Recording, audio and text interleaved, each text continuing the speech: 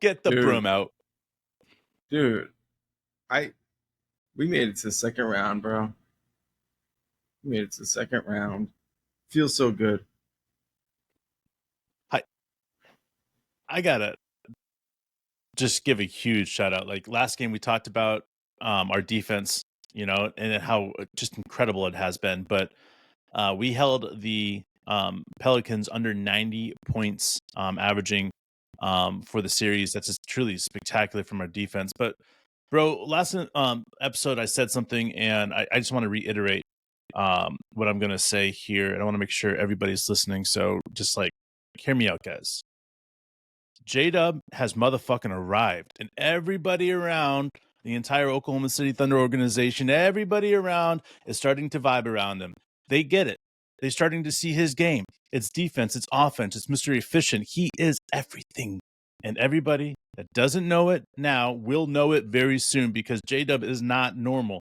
And JDub is that second star that everybody said that we needed to have. And guess what, guys? We got him. And just being honest, like, he hasn't done anything yet for what he's capable of in big games and closing games. He can put up 17 and a quarter. I know it. Like, I know he can put that shit up easy. You just got to go to him. You got to go to him early, and you got to go to him often. His shot making ability, his ability to do whatever he wants out there on both ends of the floor. But really, like, if we're going to highlight one thing from this series, like, this is a defensive team. This is a defensive first team. They play incredible offense, and people are really vibing on the offense. And when we get down to it, man, we love talking about how good our team is individually, offensively, collectively, offensively. But what really makes this whole thing work is when they just go into shutdown mode. Like you said, like they fucking average like 90 points or under 90 points on the series. The Pelicans did. And people are going to be like, well, the Pelicans aren't good. Guys, we played the Pelicans last year in the play-in game. And that was a really tough game for us. And it took everything we had to win. This game, it took an incredible defensive effort and an incredible offensive effort by guys like Josh Giddey out there. And when you watch the playoffs go and you get into the later parts of this thing, which becomes a whole different thing, you start seeing your second, your third, your fourth best players step up and be required to do things that really they haven't been required to do since they got to the NBA. And you'll see guys who are like Boston White. He put up, 36 or something crazy like that. Like, what you've got to do is you've got to be ready to play. And the ball might find you way more times because the defensive schemes will end up just like abandoning you to overload on the other team's best players and on your best players. So if you're not prepared for those moments, like it's incredible how it can really fuck with you. So we should start expecting moments for like guys like Wiggins where he puts up 25, 28, 30, where guys like, Josh Giddey did what he did. I mean, this is what we've been working for. Yeah, and like you said, it's the defensive minded set. We all know the saying, defense wins championships. But really watching how dynamic our defense is truly the best part about it all. Like Lou Dort, any game of the night or any game of the 4-game series that we played, he just shut down Ingram, and it was just not just even close, And then you have Chet, and this is the stat that I had to go back and research a lot and try to figure out more stuff because there's a lot of different numbers out there for Chet. But 9 for 35 is what the Pelicans were when they were within 5 feet of Chet. 9 for 35 when they were 5 feet. He was in their fucking heads. It was bad everywhere. It was horrible for them, and I think about 6 of them or 7 of them were Jonas that hit those shots. So again, like those are what we're seeing from Chet, and to me, like you can pull back any layer you want, but our defense caused 79 turnovers in 4 games against the Pelicans. That just shows you right there. They had 3 games in a row, the last 3 games, where they had 18 plus turnovers a game. We only had 37 turnovers. Now that's, to me, from 4 games, that's under averaging under 10 turnovers. I like that. I want us to always get under that 10 turnovers per game, because I think it's important, especially in the playoffs. I love seeing what everybody else is saying out there, whether it's Chuck making fun of JDub's outfit. This stuff Motorcycle makes a difference, right? And inflatable then you've got helmet. Kendrick Perkins. I want to pull this right here. 4/19/2024. Kendrick Perkins post might have been a blessing in disguise that the Pelicans dropped those 2 games against the Lakers, getting the 8th seed because they have a legit shot at beating the Thunder without Zion. And JDub, right? Posted in there last night, 7 hours ago, type shit, right? And then Kendrick Perkins responds, I stand corrected when it comes to the Oklahoma City Thunder. I did not expect them to sweep the Pelicans, but them young boys are serious. They've got a strong message to the rest of the league, and they're not waiting for tomorrow, but their time is now. All right. Now. And then the best thing at all was when Larry Nance, right? Okay. Larry Nance is a brilliant mind in the NBA. People will disagree with me, but his game, he's just incredibly intelligent player. JDub goes up and gives him a dab, right? And Nance, you can just read his lips, man. He says, and I'm telling you, he says, you guys have something special. Keep on going, man. That something special is going to do something great. Keep on going. Bro, like, everybody's recognizing it. We've been saying it for a while. Now it's starting to come to fruition that what we're saying is for real. It's just nice, bro. It feels so damn good. It does, man. Like when we were kids, we loved the playoffs more than anything. We really didn't get invested in basketball into the playoffs. And as we've gotten older, you realize, like, the regular season, if you stick with it for the regular season and you get to the playoffs, it makes the playoffs so much more enjoyable. So everybody out there who's been vibing with us and chilling and just enjoying watching this team grow, I know life has been crazy over the last few years, but as this team just starts popping and people start kind of, rediscovering what is happening out here on the court, a lot of these faces are new. A number of them are the same. I mean, I was thinking about who was really on that team when we lost by 72 to the Grizzlies. Guys in the comments, tell me who it was. I can't remember who's left on the team, but was Giddey on that team? I'm not sure.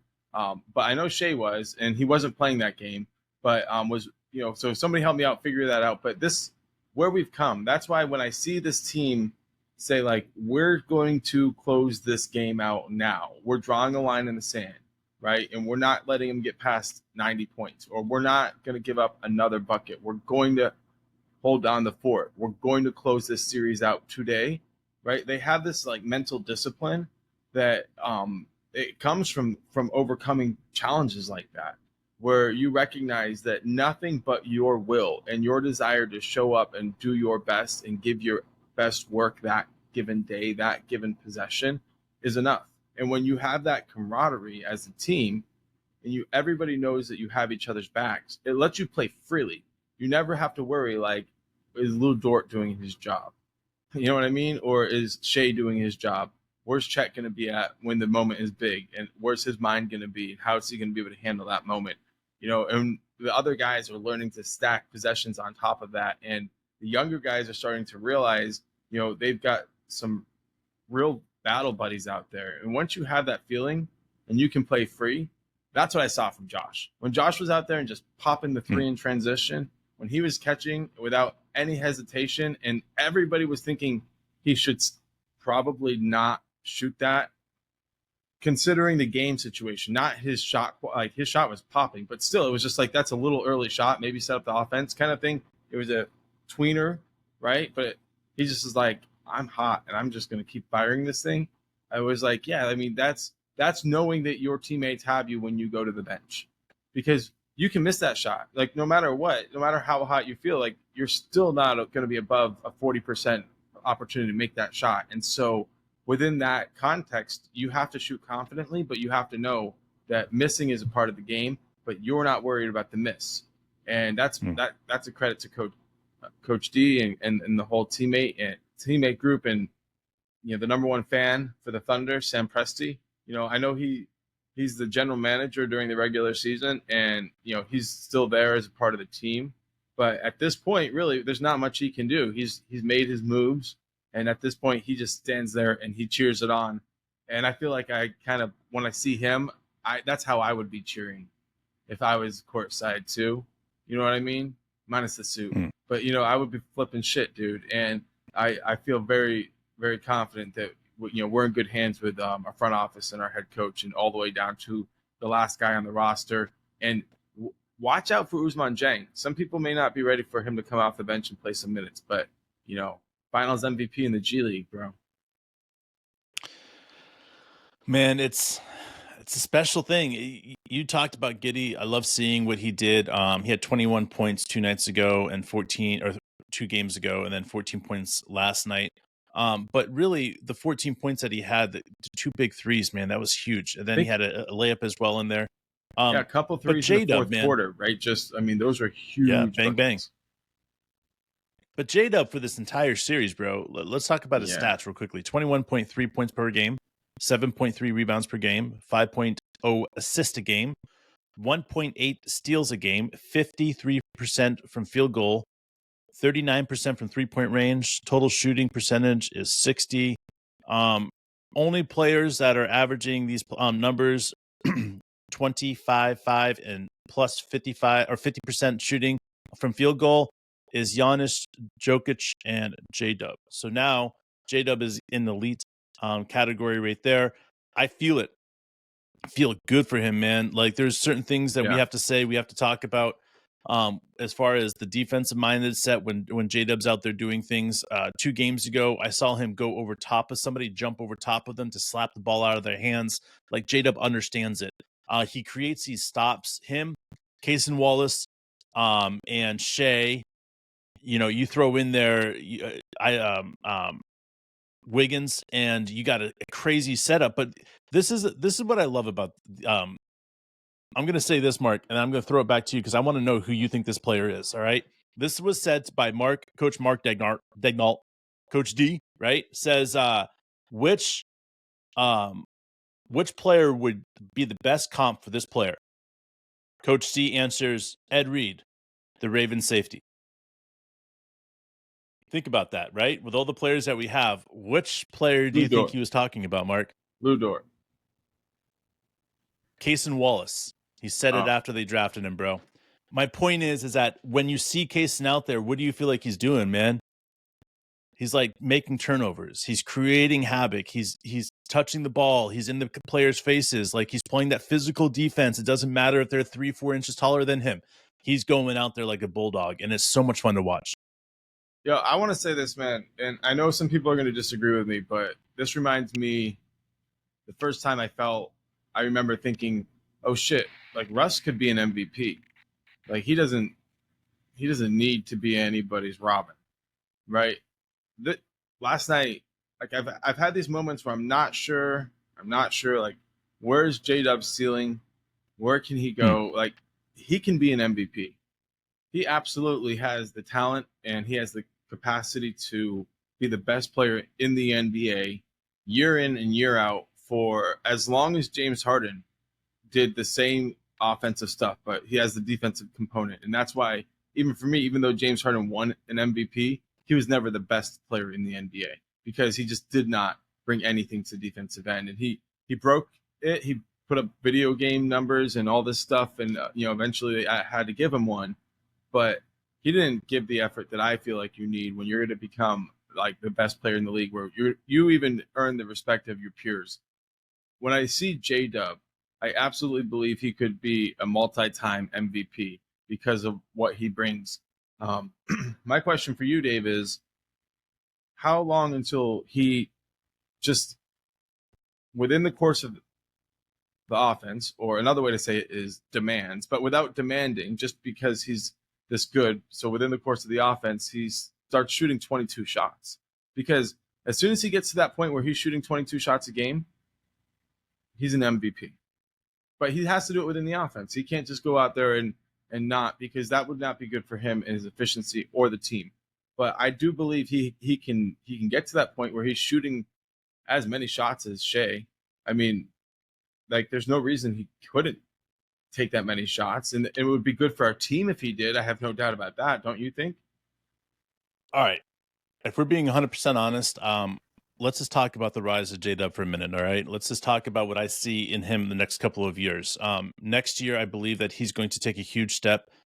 He'll be a first team All NBA. He'll be an All Star. JDub is going to be known as one of the better players in the league next year. What that means for him is essentially as people get more trust in him, he's going to start taking more shots. Now, whether him or Shea end up taking more shots next year, I think it's going to be really, really close. That's how much JDub is going to improve year 3. After next year, though, is going to be the moment that we're all going to stop and wonder who's going to be the main number one guy on this team. It's going to be either Mr. MVP at that point, Shea Gilgeous-Alexander, or future MVP JDub. And I think that year will be his year that he gets an MVP. Will be not this next year, not 2025, but 2026 will be his MVP year. The reason I say that is because by the time that you're right, he's shooting 15, 20 shots a game, and he's averaging those shots a game. I think he's going to be averaging 27, 28 points a game, and he's going to be putting up defensive numbers that are truly, eye-popping, whether it's steals, whether it's his ability to jump that puts him above a lot of the rest. And last night, the way that he iced that game, hitting those shots, man, like deep threes, guys in their face, taking that step back. And then you look at his size and you see that he's different. He's at 6'6", big body, maybe 6'7", big body. And you're starting to wonder, seeing that is different. Connecting the dots, it's different. You see what I'm saying, man? Like saying, okay, Shea, right? Shea's great.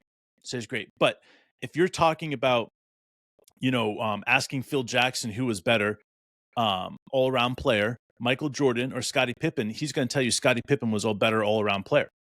Okay, like the interviews say that out there. He says that Michael Jordan is a straight-up scorer, all-around, does the best scoring and plays great defense. But the better all-around player is Scottie Pippen. And you look at what JDub can do, and you're starting to see he can be a better version of a player like Scottie Pippen. He can be a better version of think about the duos in history.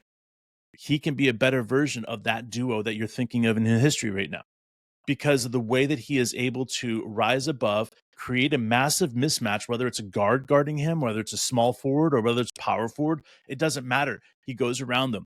He goes up and he's super physical, is able to get to the hole and finish. Doesn't matter, 3-4 guys are on him. So my thought is with the progression of where he's going and where he's at, I think it's a matter of 2 years before he is considered an MVP, true MVP candidate. Yeah, I heard, I think it was Candace Parker. Shout out to her, by the way, for retiring. Crazy career. I remember the first time I heard of her, she was winning the dunk contest at McDonald's All-American game in Oklahoma City, actually.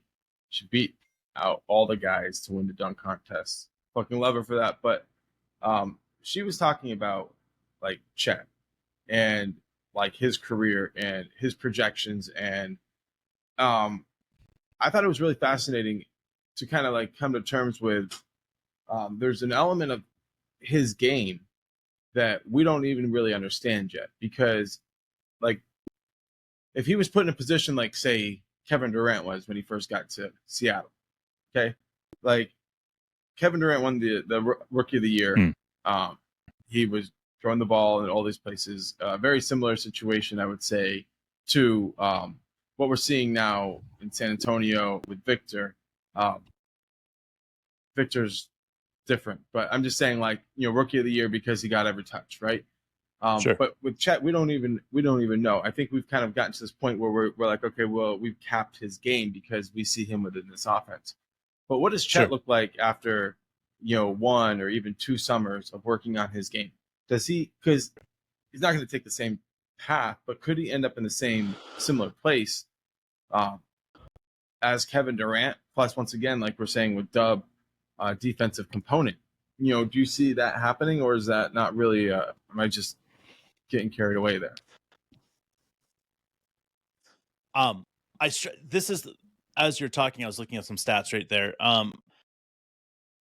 The fact that the Pelicans shot as poorly as they did against Chet going into the lane, right?